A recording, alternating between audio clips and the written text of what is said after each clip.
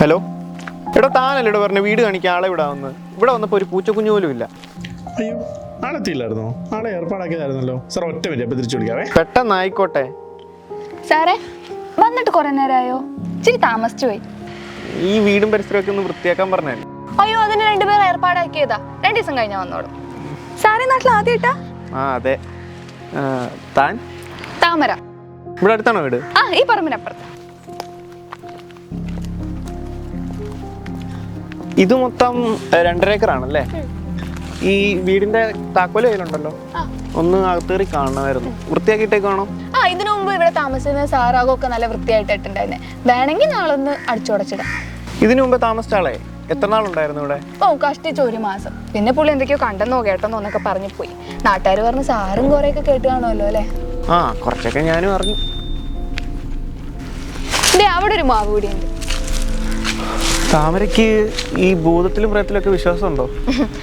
വിശ്വാസം ഉണ്ടോ എന്ന് ചോദിച്ചാൽ വിശ്വസിക്കാത്തവർ പോലും വിശ്വസിച്ച് പോകും സാറേ. ഞാനും കുറെ കണ്ടിട്ടും കേട്ടിട്ടൊക്കെ ഉണ്ട്. സാറിന് ഇവിടെ ഒറ്റയ്ക്ക് താമസിക്കാൻ പേടിയൊന്നുമില്ലേ? എന്തിന്? ഞാനൊരു സൈക്കോളജി ഗ്രാജുവേറ്റ് ആണ്. ഇതെല്ലാം മനസ്സിൻ്റെ ഓരോ തോന്നലുകളാണ്, വെറും ഒരു അവസ്ഥ. ഇങ്ങനെയൊക്കെ പറഞ്ഞിട്ട് തന്നെ ഇവിടെ പലരും വരാറുള്ളത്. ആ, ചേട്ടൻ വന്നല്ലോ. ആ സാറേ, വന്നിട്ട് പറഞ്ഞായോ? ആ, കുറച്ചു നേരമായി. ആ, പിന്നെ ഈ കൊച്ചുള്ളത് കൊണ്ട് സമയം പോയതറിഞ്ഞില്ല. കൊച്ചോ? ഏത് കൊച്ചു? ഇതാ എടോ, എൻ്റെ കൂടെ ഒരു കൊച്ചുണ്ടായിരുന്നോ, താമര.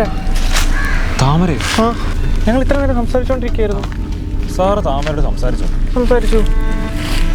സാർ 1 മിനിറ്റ് നിന്നേ, ഞാനിപ്പോൾ വരാം. എന്നാലും അതാരെയാ കൊള്ളുന്നുണ്ടേ?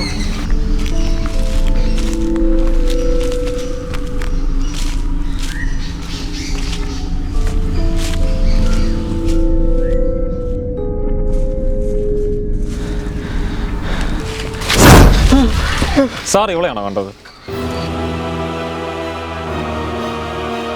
താമര 23/5/2014. 10 വർഷം മുമ്പ് മരിച്ചുപോയി താമര.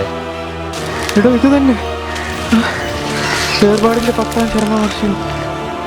ശരത് സ്കാളിയൻ. എടോ, ഇത് താനല്ലേ? താനെവിടെ?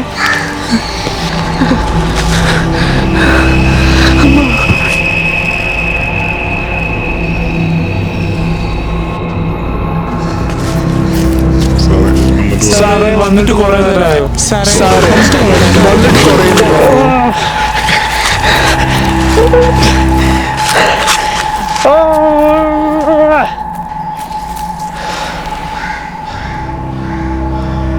സാറേ, വന്നിട്ട് കുറേ നേരമായോ?